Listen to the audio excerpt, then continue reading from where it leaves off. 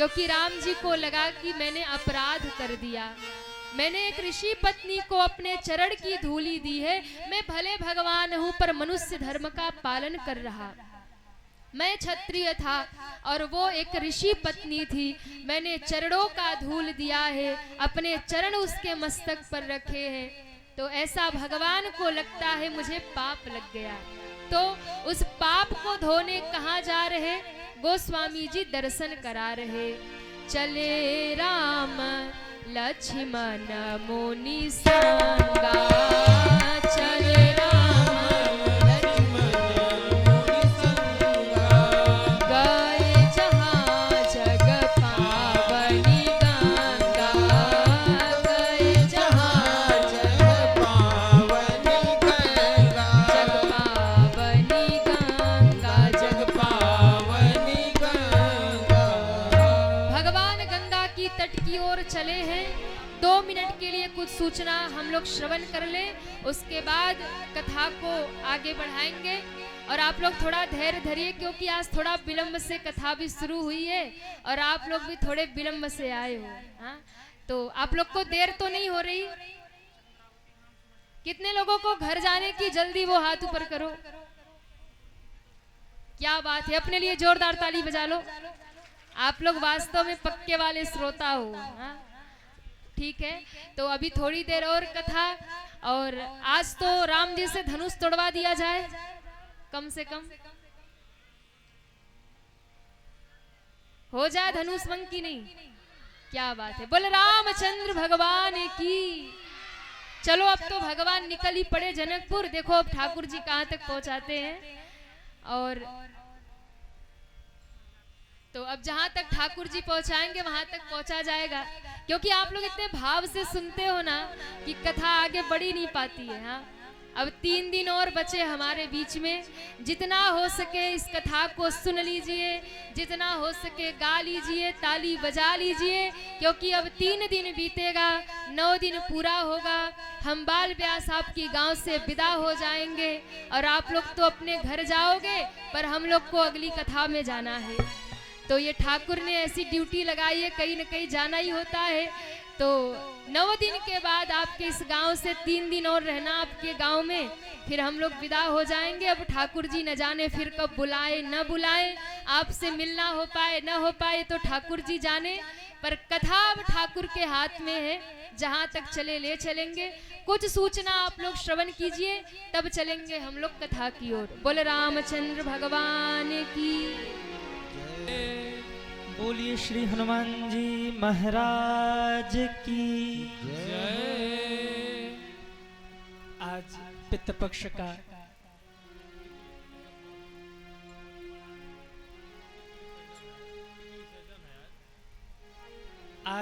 पितृपक्ष का अंतिम दिन, यानी पितृ विसर्जन। ये जो कथा हो रही है, मैं आप सभी लोगों को निवेदन करूं, इस कथा का महात्म्य इतना है कि कुछ कहा नहीं जा सकता। वैसे मेरे पास उतना समय नहीं है, क्योंकि अभी राम जी इंतजार में है, जल्दी से उनको जनकपुर पहुंचाना है और धनुष तोड़वाना है राम जी से, तो मैं ज्यादा उधर नहीं जाऊंगा। केवल आप सभी से मैं एक बात पूछना चाहूंगा कि इस संसार में पुत्रवती माँ कौन है? कौन है? जिसके बेटे ने बहुत बड़ी उपलब्धि पाली वो है? अरे बोलो ना। जिसके बेटे ने बहुत सारा धन कमा लिया वो है? नहीं। गोस्वामी जी से किसी ने पूछा,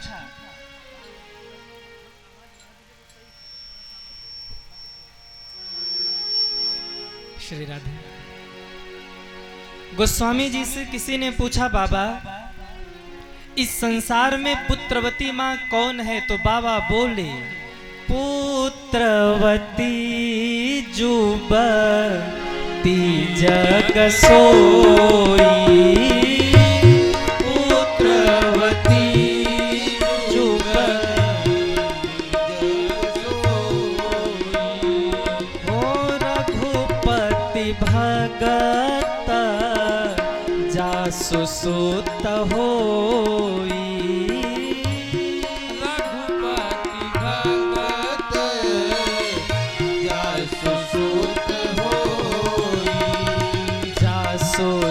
सुत होई, जसु सुत होई।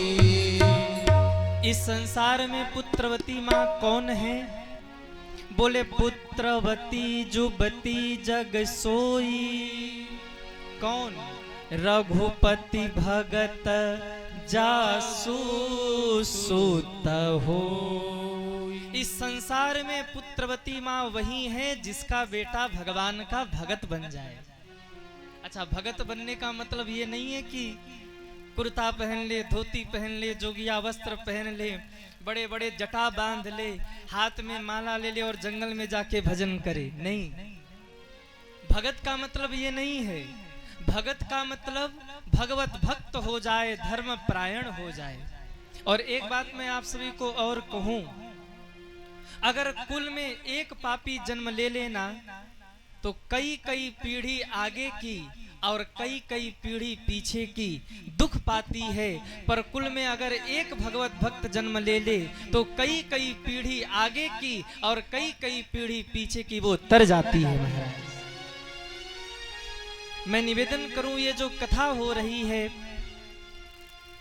स्वर्गीय श्री जगन्नाथ राय जी, जो श्री बलवंत राय जी के पूज्य दादाजी हैं, आपकी पुण्य स्मृति में ये कथा हो रही है।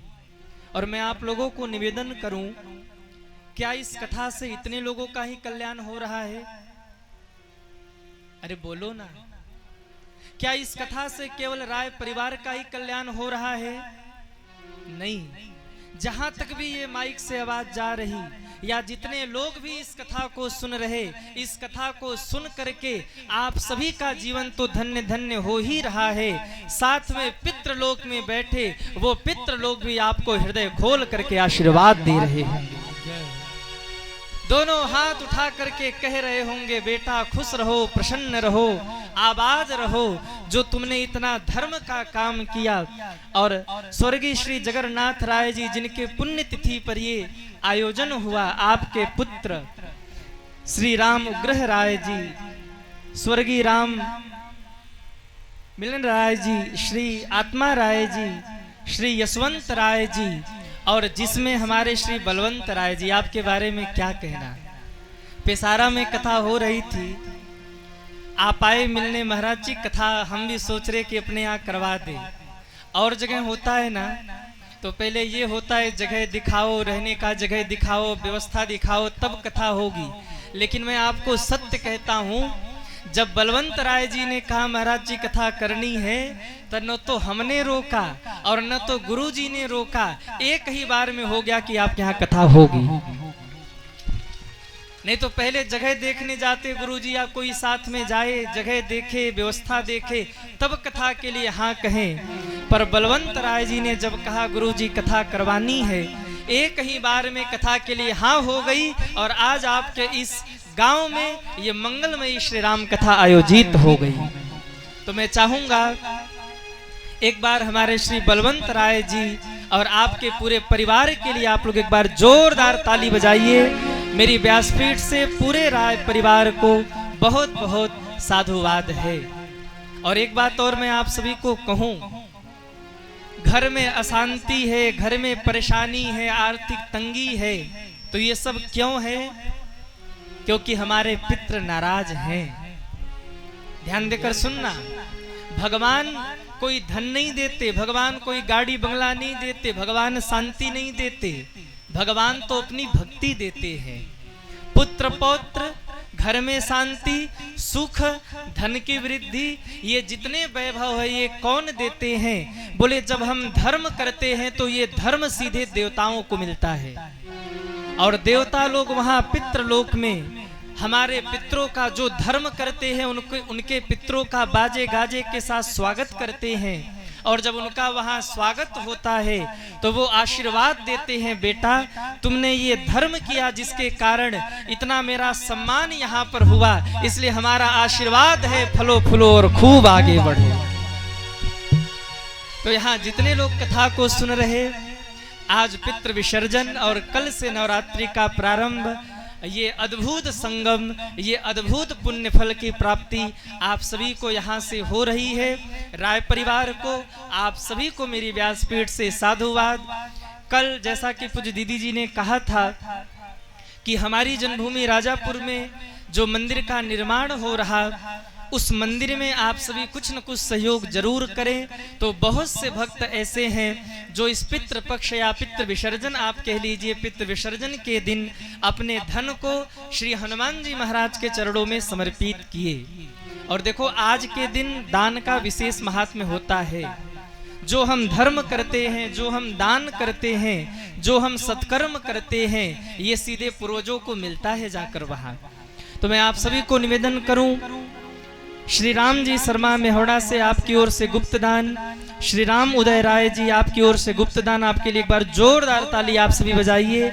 मेरी व्यासपीठ से बहुत बहुत आपको साधुवाद। और साथ ही में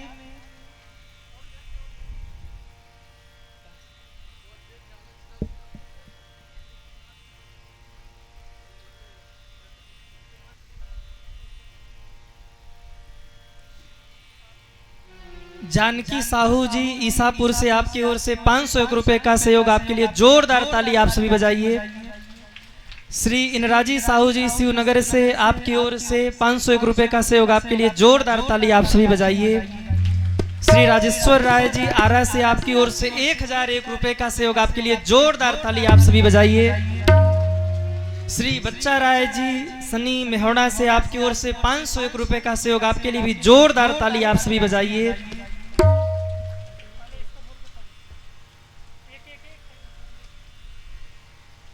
श्री बल्लू राय जी, जटाशंकर राय जी चौकी से आपकी ओर से 1100 रुपए का सहयोग, आपके लिए जोरदार ताली बजाइए। आप सभी भक्तों ने आज पितृ विसर्जन के दिन हमारे श्री हनुमान जी के मंदिर में सहयोग दिया। और साथ ही में आपके यहाँ से सबसे बड़ा सहयोग हमारे श्री बलवंत राय जी, जो इस कथा के आयोजक हैं, आपकी बहन श्रीमती शारदा राय जी, सराय मोहन बुआ जी बैठी हुई हैं। आप बड़ी ही भगवत भक्त और बड़ी ही संत सेवा में लगी रहती हैं। तो आपकी ओर से हमारे हनुमान जी के मंदिर में 5001 रुपए का सहयोग, आपके लिए जोरदार ताली बजाइए। मेरी व्यासपीठ से बुआ जी को बहुत बहुत साधुवाद है।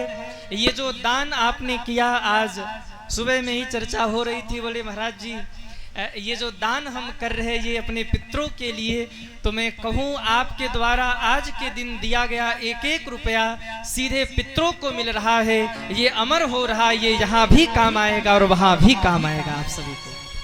तो जो लोग भी सहयोग दे रहे हैं आज पितृ विसर्जन के दिन, आप सभी जो 1-1 रुपया दे रहे हैं, मैं भरोसे के साथ आपको कह रहा, आपके द्वारा दिया गया 1 भी रुपया इधर उधर नहीं होगा, वो सीधे जाकर के श्री हनुमान जी महाराज के चरणों में ही लगेगा। तो आपने जो सहयोग दिया वो सीधे हनुमान जी के चरणों में। यदि कोई भक्त प्रभु का श्रृंगार करवाना चाहे, घंटा दान करना चाहे, पितरों के नाम से पंखे वगैरह वहां लगवाना चाहे, पत्थर लगवाना चाहे, गुम्बज बन रहे उसमें सहयोग देना चाहे, किसी भी प्रकार की सेवा आप दे सकते हैं। जो भी आप सेवा दे रहे हैं आप वहां रसीद प्राप्त कर लें, आपके नामों का उद्घोष यहाँ से किया जाएगा। कल से नवरात्रि भी प्रारंभ है, 3 दिन का समय आप सभी के पास और है। जिन्होंने सहयोग नहीं किया और वो करना चाहे तो नवरात्रि में भी दान का विशेष महात्म्य होता है। तो जो 3 दिन कथा और शेष है उसमें भी आप सभी लोग अपनी दान राशि को श्री हनुमान जी के चरणों में समर्पित कर सकते हैं। आइए, और कोई शर्त नहीं है कि आप दें ही, जिनकी स्वेच्छा हो, जिनकी श्रद्धा हो, जो कुछ भी श्रद्धा हो आप समर्पित कर सकते हैं। रसीद जरूर आप सभी प्राप्त कर लें। अब आइए हम सभी लोग पूज्य दीदी जी के मुखारविंद से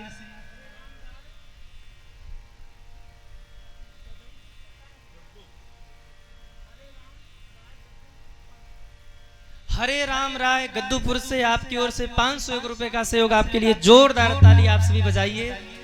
और एक सहयोग आप सभी का आज हम लोगों को और चाहिए, क्योंकि कथा थोड़ी विलंब से प्रारंभ हुई, तो 15-20 मिनट या जैसे भी ठाकुर जी की कृपा रही थोड़े समय कथा और चलेगी। फिर राजा राम जी का आप सभी को दर्शन भी होगा, सीता मैया का भी दर्शन होगा। आप सभी लोग थोड़ा धैर्य के साथ यहाँ बैठे रहें, थोड़े समय कथा और चलेगी। जो भी सहयोग दे रहे, मेरा निवेदन है आप वहां से रसीद प्राप्त कर लें। आपके नामों का उद्घोष कथा के विश्राम में किया जाएगा। आइए अब पूज्य दीदी जी के मुखारविंद से हम सभी लोग चले श्री राम कथा की ओर और धनुष भंग की पावन कथा को श्रवण करें। बोलिए रामचंद्र भगवान की जय। बोल रामचंद्र भगवान की जय। गंगा मैया की जय हो। आज मेरे राम जी गंगा के तट पर पहुंचे, गए जहां जग पावनी गंगा।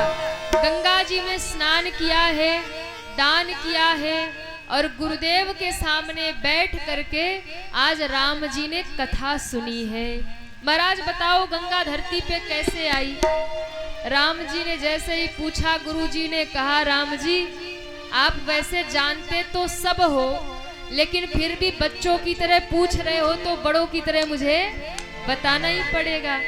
तो इसलिए यहाँ गंगा की कथा सुनाई और राम जी ने दर्शन कराया। भैया किसी तीर्थ में जाओ, कहीं धार्मिक स्थान पे जाओ तो 3 काम जरूर करना। क्या? वहां जाकर के स्नान करिए, वहां जाकर के दान करिए और वहां बैठ करके वहां का महात्म सुनिए, तब आपका जीवन धन्य हो जाएगा। जय हो, जय हो। तब आपके पुण्य अर्जित हो जाएंगे। ये 3 काम क्यों? स्नान जब करोगे तो तन पवित्र होगा, महात्म जब सुनोगे तो आपका मन पवित्र होगा और जब वहां बैठकर आप दान करोगे आपका धन भी पवित्र हो जाएगा। यहाँ राम जी ने 3 काम किया, स्नान किया, दान किया और उसके बाद में महात्म सुना। और जीवन में दान सबको करना चाहिए। क्यों? क्योंकि लक्ष्मी जो होती है ना, जो धन हमारा होता है वो शुद्ध तभी होता है, वो पवित्र तभी होता है जब आप उसे दान करते हो। क्योंकि लक्ष्मी 3 प्रकार की होती है। कितने प्रकार की बता दे? 3 प्रकार की। एक होती है लक्ष्मी, एक होती है कुलक्ष्मी और एक होती है महालक्ष्मी। तीनों में अंतर क्या है? लक्ष्मी कौन है? जिस धन को आप अपने जीवन में खर्च करते हो, अपने जरूरत में, खाने पीने, पहनने ओढ़ने रहने में, जो धन आप खर्च करते हो अपने जीवन के उपयोग में, वो धन है लक्ष्मी। जिस धन को आपने गलत जगहों पे दे दिया, गलत स्थान पे, किसी की हत्या करवाने में या किसी ऐसे जगह जो गलत जगह चली गई जहां नहीं जानी चाहिए, व्यर्थ में जो धन खर्चा कर दिया, गलत जगहों पे दे दिया, वो धन है कुलक्ष्मी। लेकिन जो धन आपने धर्म में, मंदिर में, कथा में, सत्संग में, तीर्थ में, संत सेवा, गौ सेवा, ब्राह्मण सेवा में खर्च किया, वो धन ना ही लक्ष्मी है, वो धन ना ही कुलक्ष्मी है, वो धन आपकी महालक्ष्मी बन जाती है जो आपको भगवान तक पहुंचाती है। इसलिए दान जीवन में बहुत जरूरी है। मेरे राम जी आज जनकपुर पहुंचे हैं और जनकपुर में जाकर के मेरे राम ने जनकपुर वासियों को धन्य किया है, नगर वासियों को दर्शन दिया है। और दूसरे दिन गुरुजी ने कहा, राम जाओ और पुष्प लेकर के आओ, मुझे पूजा करनी है।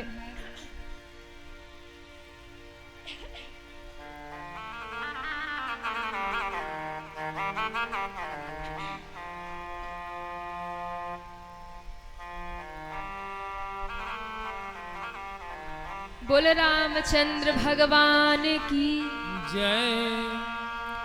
पुष्प लेकर के आइए। और मेरे राम जी पुष्प लेने गए। पुष्प वाटिका में माता जानकी का दर्शन हुआ है और वहां जानकी माँ का दर्शन करके गुरुदेव के पास लौटे। आकर के गुरुदेव को कहा, पुष्प दिया है, गुरुजी ने पूजा किया है। और राम जी ने वो सब घटना सुनाई, पुष्प वाटिका में जो जानकी का दर्शन हुआ था। माता जानकी राम जी का दर्शन करके माँ गौरी की शरण में आई, गौरी मंदिर में आई, माँ गौरी का पूजन किया। और देखो कल से नवरात्रि भी प्रारंभ हो जाएगी। हाँ? और बहुत कितना सुंदर अवसर है आपके लिए कि आप लोगों ने पितृ पक्ष में भी कथा सुनी है और नवरात्र के भी पावन दिनों में राम कथा सुनने का सौभाग्य मिलेगा। माता गौरी के आज दरबार में आई और माँ ने हाथ जोड़ करके गाना शुरू किया। जय जय गिरिवर राज किशोरी, जय जय गिरिवर राज किशोरी, जय महेश मुख चंद्र चकोरी, जय महेश मुख चंद्र चकोरी, जय गज बदन खड़ानन माता, जगत जननी दामिनी दुर्गा। दोनों हाथ जोड़ के माता गौरी ने आज माता का पूजन किया है।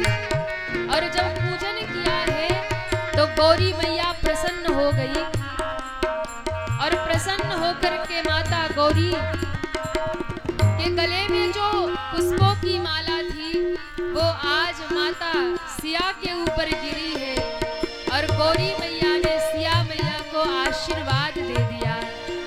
मन जाहि राचेउ मिलहि सोबर सहज सुंदर सावरो, मन जाहि राचेउ मिलहि सोबर सहज सुंदर सावरो, करुणा निधान सुजान सील स्नेह जानत रावरो, करुणा निधान सुजान शील स्नेह जानत रावरो। एहि भांति गौरी असीस सुनि सहित हिय हर्षित यनि, तुलसी भवानी पूजी पुनि पुनि मुदित मन मंदिर चली, मुदित मन मंदिर चली, मुदित मन मंदिर चली। माता गौरी की स्तुति गाई है माँ ने और माता गौरी ने आशीष दे दिया। मन जाहि राचेउ मिलहि सोबरु, सहज सुंदर सावरु। राम जी को पुष्प वाटिका में देखा था और आज वही वरदान माता गौरी ने दिया। हे जानकी, वही सावरा वर तुम्हें प्राप्त होगा। मैया लौट के आई है, मैया को सारी बात बताई। और आज दूसरा दिन जब आया, आज धनुष यज्ञ का बहुत बड़ा मेला लग रहा जनकपुर में।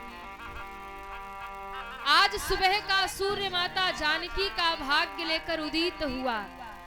राजा महाराजा सभा में विराजमान है और उसी समय जनक की सभा में माँ गौरी जयमाला लेकर माता सिया जयमाला लेकर के आई है। और फिर मेरे राम जी पधारे। बाबा जी कहते हैं, जाकी रही भावना जैसी, प्रभु मूरत देखी जिसकी जैसी भावना थी सबने माँ का दर्शन, भगवान का दर्शन किया है। और फिर यहाँ बंदी जनों ने जनक जी के आदेश पर घोषणा कर दी, क्योंकि धनुष यज्ञ के लिए सारे राजा महाराजा आए हैं। जनक जी की सभा लगी है, बिल्कुल मध्य में धनुष रखा है और बंदी जनों ने घोषणा कर दी। बोले बंदी बचन बर, सुनहु सकल महिपाल, पन विदेह कर कहाई हम, भुजा उठाई जनक राज जी का कठिन प्रण, सुनो सुनो सबको, जो तोड़े शिव धनुष को,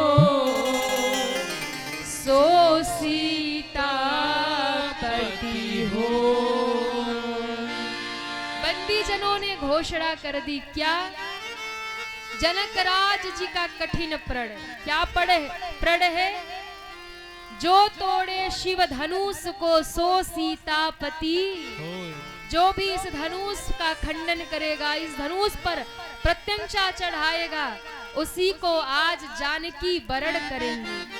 आहा, जैसे ही घोषणा करी, सारे राजा महाराजा उछल कूद करने लगे, धनुष तो हम ही तोड़ेंगे। सब राजा उछल रहे और गोस्वामी जी दर्शन करा रहे। एक एक करके राजा उठे हैं महाराज। एक राजा उठा है और अपने इष्ट देव को प्रणाम करके चला है।